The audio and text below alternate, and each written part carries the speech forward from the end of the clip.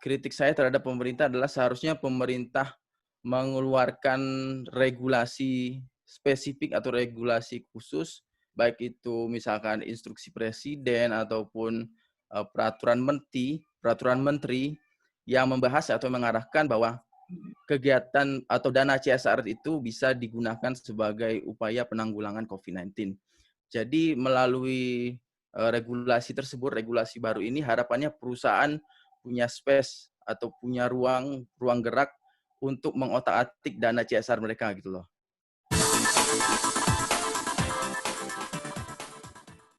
Assalamualaikum warahmatullahi wabarakatuh.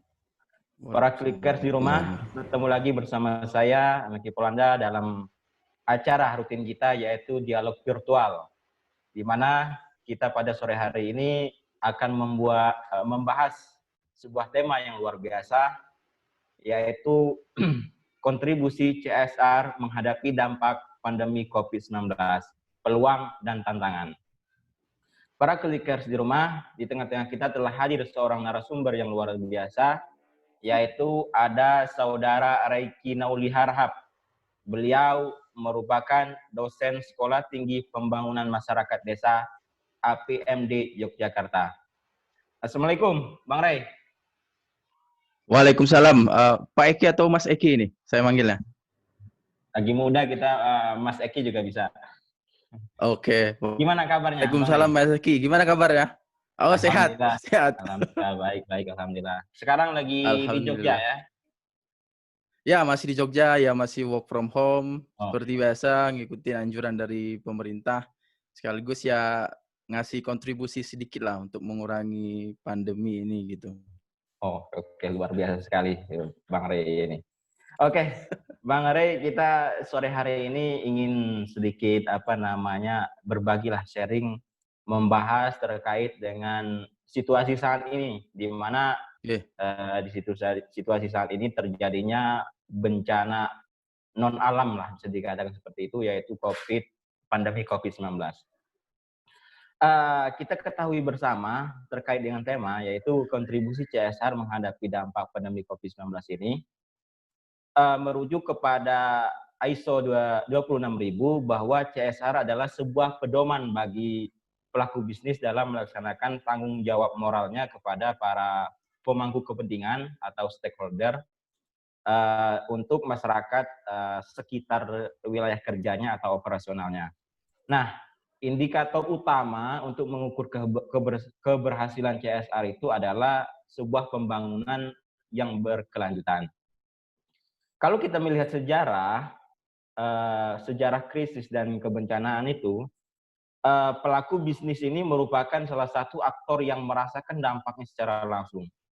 Akan tetapi pelaku bisnis ini juga merupakan aktor yang paling cepat bangkit dan cepat kembali menjalankan operasional perusahaannya jika kembali normal nanti. Hal itu bisa terjadi tergantung kekuatan atau power serta kepemilikan modal di dalam perusahaan itu sendiri. Kalau kita melihat situasi saat ini dengan sektor bisnis, yaitu perkembangannya tahun ke tahun, kalau kita melihat yang kebencanaan saat ini, yaitu terjadinya seperti pandemi COVID-19 ini merupakan sebuah tantangan tersendiri ya bagi perusahaan, sekaligus juga sebuah strategi perusahaan untuk melakukan sebuah pendekatan tanggung jawab moralnya kepada para masyarakat atau kepada masyarakat sekitar perusahaan itu beroperasi. Nah, kita memulai sebagai pengantar, mungkin Bang Rey bisa memberi pengantar lah, prolog sementara untuk terkait dengan tema kita pada hari ini, yaitu kontribusi CSR itu menghadapi dampak pandemi COVID-19 ini.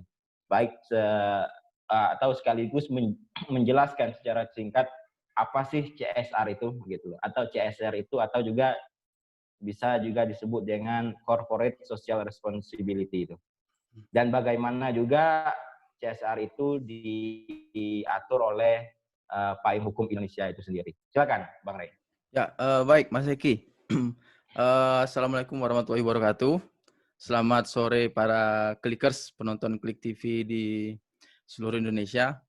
Jadi pada sore hari ini kita akan membahas tentang kontribusi perusahaan dalam penanganan COVID-19. Karena selama ini kita lihat, kita saksikan sendiri bahwa di media-media, baik televisi maupun media cetak, yang menjadi sorotan utama adalah mungkin bahasa sederhananya ketidakbecusan pemerintah gitu. Nah, kita selalu menyorot kerangka kerja pemerintah, selalu menyalahkan pemerintah. Kemudian di sini melalui diskusi ini saya ingin mengajak Klikers sekalian, para penonton Klik TV untuk mereview beberapa aktor yang juga turut andil punya bagian untuk menyelesaikan masalah COVID ini. Nah, dalam hal ini kita fokus kepada sektor bisnis. Nah, sektor bisnis ini lebih spesifik lagi kita akan bahas yaitu tentang CSR, tanggung jawab sosial perusahaan. Yang mana bagaimana sih kontribusi CSR untuk mengurangi dampak pandemi di Indonesia.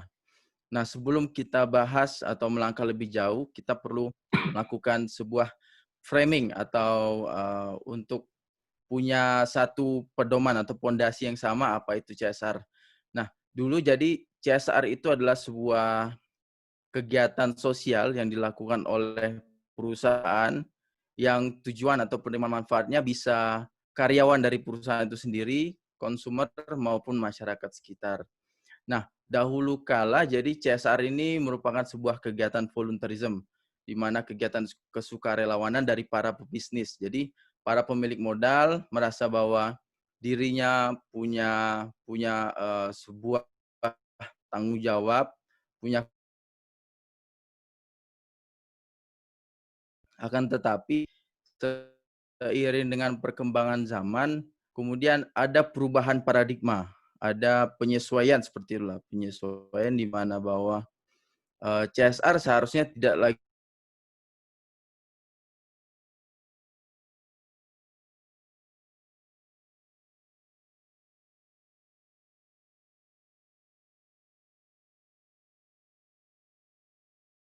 lihat bahwa pemerintah punya banyak sekali kekurangan, baik dari segi anggaran, kemudian juga dari segi sumber daya manusia. Oleh karena itu diperlukan aktor-aktor baru atau aktor tambahan untuk melakukan atau menyelesaikan masalah-masalah sosial yang ada di, terutama di Indonesia misalnya masalah kemiskinan. Nah, pemerintah itu tidak bisa berjalan sendiri, butuh dukungan dari private sector dan juga. Nah, kalau kita kembali kepada private sector, bagaimana sih kontribusi yang dapat mereka lakukan? Yaitu lewat kegiatan tanggung jawab sosial perusahaan. Nah, khusus pada CSR kali ini kita akan bahas tentang CSR yang dilakukan oleh perusahaan-perusahaan besar, terutama perusahaan multinasional, artinya perusahaan yang mampu bertahan di tengah COVID-19. Nah, kita coba kerucutkan bahasan kita menjadi lebih spesifik pada tersebut. Kita coba untuk mengesampingkan perusahaan-perusahaan yang mungkin gulung tikar atau perusahaan-perusahaan yang secara keuangan sudah punya atau sudah di ujung tanduk gitu. Nah, kemudian kita masuk ke pokok bahasan berikutnya, yaitu tentang bagaimana sih sebenarnya CSR diatur di Indonesia. Seperti Mas Eki jelaskan sebelumnya, tahun 2007. Nah, ini mengatur tentang perseroan terbatas. Undang-undang tersebut memang masih secara spesifik Mohon maaf, mengatur. eh, mohon maaf, Bang Ri, mungkin bisa sebutkan Ya, undang-undangnya nggak? Karena di sini agak kurang oh ya, kurang terdengar. jadi untuk kalau di Indonesia itu kita pemerintah Indonesia mengatur kegiatan CSR itu lewat Undang-Undang Nomor 40 Tahun 2007 tentang perseroan terbatas. Meskipun dalam klausul atau dalam bahasa undang-undangnya tidak disebutkan secara eksplisit corporate social responsibility, undang-undang tersebut mengistilahkan dengan istilah program kemitraan dan bina lingkungan, yaitu PKBL. Nah, undang-undang tersebut menjadi koridor dari perusahaan-perusahaan yang ada di bawah pemerintah, dalam hal ini misalnya BUMN seperti Pertamina dan beberapa perusahaan-perusahaan BUMN lainnya seperti Telkom. Nah, jadi perusahaan diharapkan ada atau melakukan sebuah aktivitas sosial terlepas daripada kegiatan bisnis mereka. Nah, itu diatur dalam Undang-Undang Nomor 40 tahun 2007. Nah, kemudian yang menjadi catatan bersama merespon COVID ini adalah sejauh ini saya pribadi belum melihat ada respon langsung dari pemerintah pusat yang berkaitan dengan bagaimana seharusnya perusahaan mengambil tindakan untuk mengurangi dampak COVID-19. Nah, mungkin kritik saya terhadap pemerintah adalah seharusnya pemerintah mengeluarkan regulasi spesifik atau regulasi khusus, baik itu misalkan instruksi presiden ataupun peraturan menteri yang membahas atau mengarahkan bahwa kegiatan atau dana CSR itu bisa digunakan sebagai upaya penanggulangan COVID-19. Jadi melalui regulasi tersebut, regulasi baru ini harapannya perusahaan punya space atau punya ruang gerak untuk mengotak-atik dana CSR mereka gitu loh. Nah, selain itu juga kita lanjut langkah atau merujuk kritik kepada beberapa perusahaan. Seharusnya dari level top manajerial ataupun direksi itu melakukan atau mengeluarkan semacam surat edaran dalam hal ini untuk ya kembali lagi untuk mendukung penggunaan dana CSR merespon COVID-19.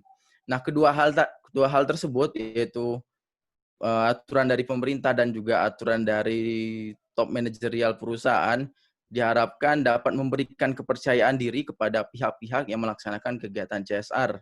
Dalam hal ini misalnya Departemen CSR atau departemen yang berhubungan dengan public relationship, PR seperti itu. Nah, itulah mungkin snapshot terkait bagaimana CSR diatur di Indonesia. Oke. Kemudian bagaimana sih karakteristik CSR? Ya, bagaimana Mas Eki? Oke, lanjut silakan. Saya juga ingin bertanya tentang itu, terkait CSR yang baik itu seperti apa sih sebenarnya yang kita lakukan di Indonesia itu? Yang baik dan Nah, benar, gitu. Seperti apa gitu? CSR yang baik dan benar. Baik, kita refleksi lagi ke belakang. Dulu kan CSR itu sebagai sebuah kegiatan volunteerism, kemudian paradigmanya berubah menjadi mandatori, artinya untuk memenuhi aturan hukum gitu loh. Nah, makanya karakteristik CSR yang baik itu yaitu CSR ya harus merupakan kegiatan yang melebihi kepatuhan hukum dan peraturan yang berlaku. Kemudian juga CSR harus dapat menciptakan dampak jangka panjang perusahaan dan juga masyarakat. Dalam hal ini yang ditekankan adalah aspek sustainability.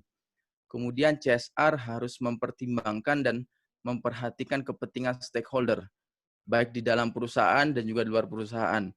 Nah, selama ini kepentingan yang diperhatikan perusahaan itu lebih kepada shareholder, misalnya pemegang saham, pemilik perusahaan. Perusahaan sangat minim atau kecil sekali kemungkinan punya kontribusi kepada stakeholder yang ada di luar perusahaan.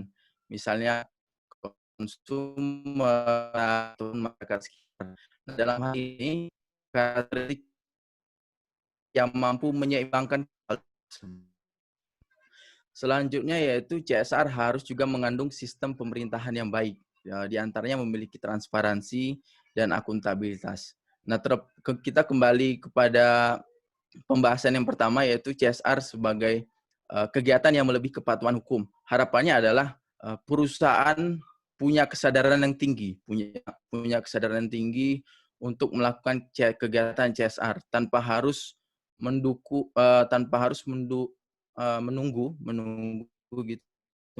dari desakan pemerintah ataupun harus menunggu ada gejolak sosial di masyarakat, harus menunggu masyarakat kota itu. Harapannya lah perusahaan punya inisiatif sendiri, inisiatif lebih untuk melakukan CSR sebelum mungkin kegiatan-kegiatan yang tidak diinginkan oleh masyarakat dan perusahaan terjadi gitu. Misalkan kalau kita lihat perusahaan kilang, perusahaan migas gitu. banyak sekali ketika perusahaan tidak melakukan CSR ataupun tidak punya kontribusi langsung pada masyarakat sekitar. Nah, masyarakat ini kadang baik itu dikompori ataupun kesadaran secara langsung mereka melakukan pemboikotan. Nah, hal inilah mengapa perlu dilakukan CSR. Nah, perlu dilakukan CSR ya untuk meminimalisir kegiatan-kegiatan tersebut gitu. Kita ingin coba membahas tentang apa sih fungsi CSR itu bagi perusahaan itu tadi. Oh Fungsi CSR iya, itu. nah, jelas sekali bahwa fungsi CSR yang pertama bagi perusahaan ini ya, bagi perusahaan nanti saya akan menjelaskan, fungsi CSR bagi masyarakat juga. Yang pertama bagi perusahaan itu sebagai bentuk kepatuhan terhadap hukum. Jadi untuk, memperbaiki hubungan dengan regulator dalam hari ini pemerintah, baik pemerintah pusat maupun pemerintah daerah. Kita tidak bisa kita pungkiri bahwa dimanapun perusahaan berada, baik itu di Indonesia maupun di negara manapun, apabila bersinggungan dengan garis mungkin garis teritorial, kekuasaan gitu, mereka wajib patuh terhadap hukum-hukum yang ada di negara tersebut. Nah, setiap negara jelas sudah barang tentu punya aturan-aturan sendiri. Nah, itu jadi salah satu fungsi CSR, yaitu patuh terhadap hukum yang ada di negara tempat di mana perusahaan tersebut berdiri. Kemudian juga fungsi kedua yaitu social license to operate. Artinya untuk memperkecil resiko bisnis dan melebarkan akses sumber daya. Nah, mengapa saya katakan demikian? Seperti cerita di awal tadi, bahwa perusahaan tidak cukup hanya patuh terhadap hukum, mereka juga harus punya citra baik, harus punya image gitulah, harus melakukan branding sebagai perusahaan yang punya tanggung jawab tidak hanya kepada karyawan ataupun pemilik perusahaan, tapi juga mereka punya tanggung jawab terhadap lingkungan sekitarnya, baik itu masyarakat. Nah, hal ini dilakukan untuk agar perusahaan mendapatkan izin sosial seperti itulah. Jadi sehingga tidak terjadi demo dari masyarakat, tidak terjadi pemboikotan dari masyarakat. Kemudian juga yang fungsi ketiga yaitu untuk memudahkan akses menuju pasar. Jadi mungkin saya sedikit cerita Mas Eki, jadi ada penelitian bahwa kalau di luar negeri itu ketika ada dilakukan penelitian apakah misalkan Anda akan membeli produk dari perusahaan A atau perusahaan B. Nah, perusahaan A ini adalah perusahaan yang secara etika baik, itu mereka melakukan kegiatan CSR, kemudian juga melakukan branding yang baik. Sedangkan perusahaan B ini adalah perusahaan yang mungkin suka melanggar peraturan pemerintah, kemudian tidak punya kepedulian sosial. Jadi ketika perusahaan A dan perusahaan B ini punya produk atau jasa yang sama diperjualkan, mayoritas masyarakat akan memilih perusahaan A. Mengapa? Karena perusahaan A ini punya rasa tanggung jawab gitulah. Punya rasa tanggung jawab tidak hanya kepada orang shareholder di internal perusahaan, tapi juga stakeholder di luar.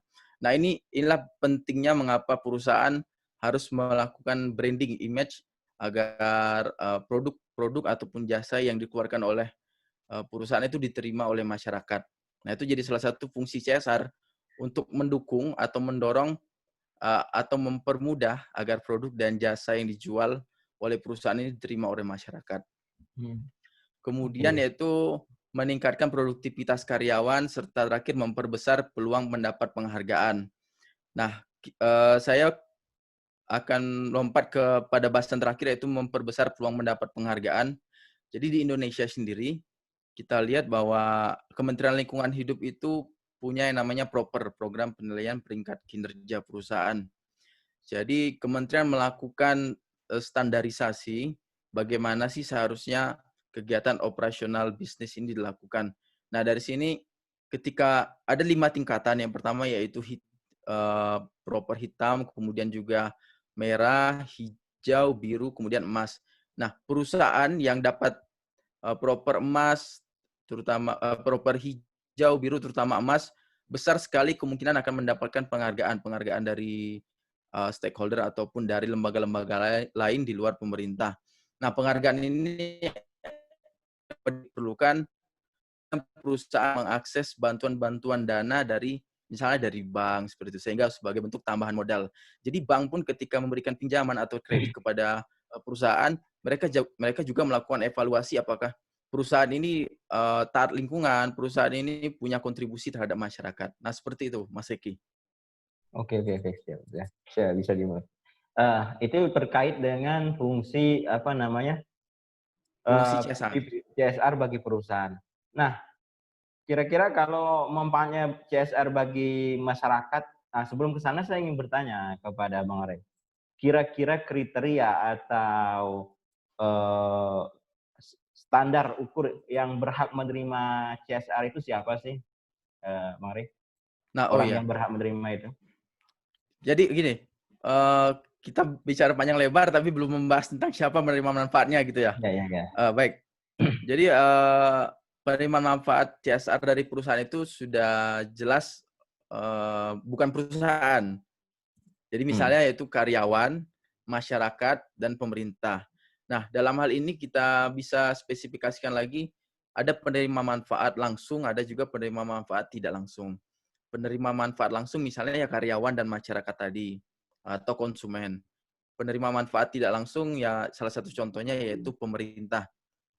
Nah, mengapa saya kategorikan pemerintah pemerintah sebagai penerima manfaat, tidak langsung? Karena kegiatan CSR ini sebenarnya secara secara sederhana dapat kita artikan sebagai upaya dari, private sector ataupun bisnis untuk membantu pemerintah menyelesaikan masalah-masalah yang ada di negara.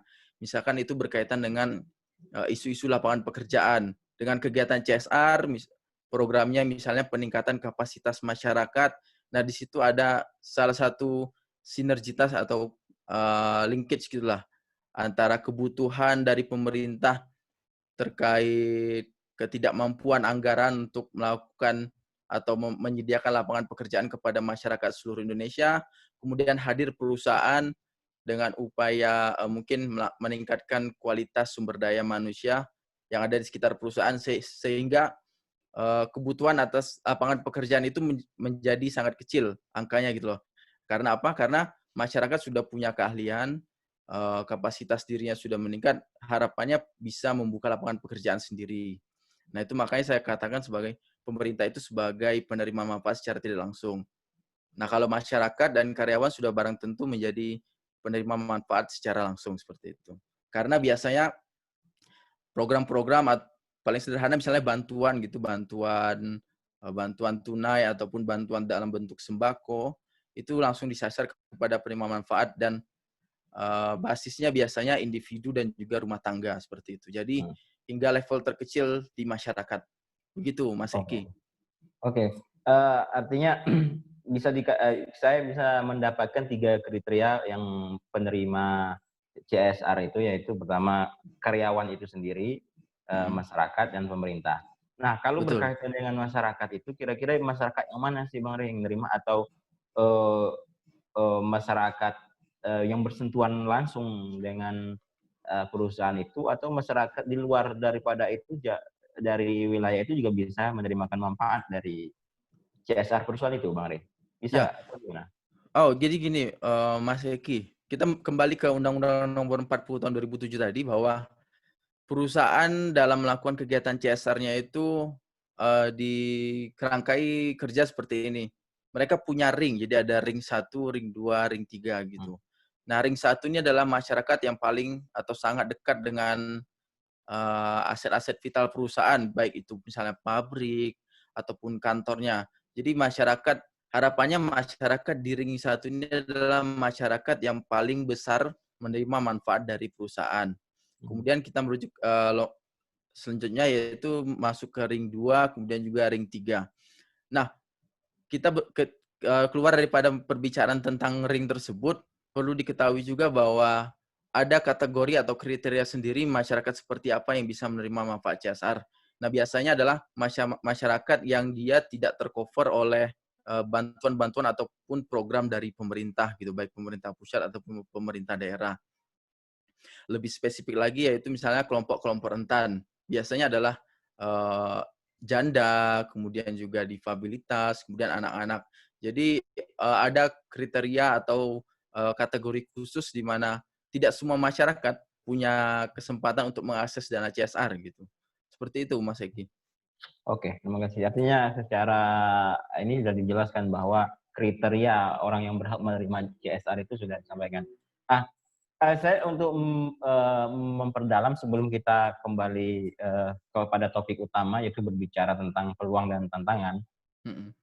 Eee, Jika suatu perusahaan itu, katakanlah perusahaan apa, misalkan, perusahaan tertentulah, tidak mematuhi, eee, dana CSR ini, apakah dia dapat sanksi hukum atau seperti apa dari pemerintah sendiri itu Bang Rey? Ada nggak kira-kira? Nah ya, mungkin ini menjadi salah satu kelemahan regulasi yang mengatur CSR di Indonesia. Meskipun sebenarnya sudah ada Undang-Undang Nomor 40 Tahun 2007 tadi, tapi undang-undang tersebut masih spesifik atau secara khusus sebenarnya mengatur perusahaan-perusahaan yang langsung bersinggungan dengan pemerintah. Contohnya BUMN. Sedangkan perusahaan-perusahaan perusahaan-perusahaan yang kepemilikan pribadi itu masih belum terjamah gitu lah oleh undang-undang tersebut. Akan tetapi kalau berbicara soal sanksi, sebenarnya sanksi paling sederhana atau paling cepat terlihat itu adalah sanksi sosial gitu. Ketika Hmm, perusahaan melakukan, kesalahan atau tidak patuh terhadap, kepatuhan hukum, baiknya itu dilakukan yang dikeluarkan oleh pemerintah maupun oleh masyarakat sekitar, maka biasanya sanksi sosialnya itu lebih sadis daripada sanksi hukum yang berlaku. Karena hmm, biasanya itu langsung, ada demo di masyarakat, ada kemudian juga pemboikotan. Bayangkan apabila misalkan terjadi pemboikotan, mobil atau traktor gitu, yang dilakukan oleh perusahaan tambang gitu kan, kemudian masyarakat hadir untuk melakukan pemboikotan, membajak traktor tersebut. Nah, berapa besar kerugian finansial yang dikeluarkan oleh perusahaan, karena kan biasanya perusahaan kan menyewa mobil-mobil seperti itu. Nah, itu makanya oke. berbicara tentang sanksi, sebenarnya tidak usah muluk-muluk sanksi dari pemerintah, yaitu kadang sanksi sosial itu sendiri lebih lebih berbahaya bagi perusahaan gitu. Biasanya sih yang gimana ya, saya, perkiraannya, ya maksudnya pendapat Bang Rey sendiri, yang mengakibatkan, adanya perusahaan-perusahaan ya, tanda kutip nggak semuanya, ada perusahaan-perusahaan tidak melakukan, pelaksanaan dana CSR itu kenapa? Apa sih sebabnya Bang Rey? Sedangkan bukankah, eee, CSR itu sudah sebuah mandatori itu dari pemerintah sendiri? Bagaimana menurut Bang Rey? Iya, biasanya banyak, atau sebagian perusahaan tidak punya concern terhadap kegiatan CSR ya, karena itu mereka merasa kegiatan CSR ini sebagai, kegiatan yang membakar uang gitu loh. Kegiatan yang menghabiskan, keuntungan perusahaan. Padahal kalau kita perhatikan lebih jauh, kita telisik lebih jauh, kegiatan CSR ini adalah salah satu bentuk investasi, investasi sosial, begitu Mas Heki. Mengapa saya katakan demikian? Karena perusahaan itu kan dibangun atau didirikan untuk jangka waktu yang sangat lama, bukan 10 tahun atau 20 tahun. Harapannya ya dalam jangka waktu yang sangat lama terus beroperasi dari generasi ke generasi gitu loh. Melalui kegiatan CSR ini menjadi salah satu bentuk, investasi sosial dari perusahaan sebagai salah satu bentuk, upaya perusahaan menjadi good citizenship, menjadi warga negara yang baik, seperti itu Mas Egy. Oke, oke. Artinya, karena masih adanya beberapa perusahaan itu yang, money oriented-nya masih kuat banget gitu ya. Betul, Nah, iya, mereka terlalu fokus kepada bisnis, intinya mendulang sebanyak mungkin keuntungan, tidak memperhatikan sustainability-nya atau keberlangsungan dalam jangka waktu yang sangat panjang. Sehingga mungkin mereka mikirnya, "Ah, saya mendirikan perusahaan hanya 10, 20 tahun," seperti itu. Harapannya langsung balik modal atau dapat keuntungan lebih. Padahal kan kalau kita berbicara bisnis, real bisnis, perusahaan seharusnya bisa beroperasi dalam jangka waktu yang lama gitu, dari generasi ke generasi kalau bisa gitu.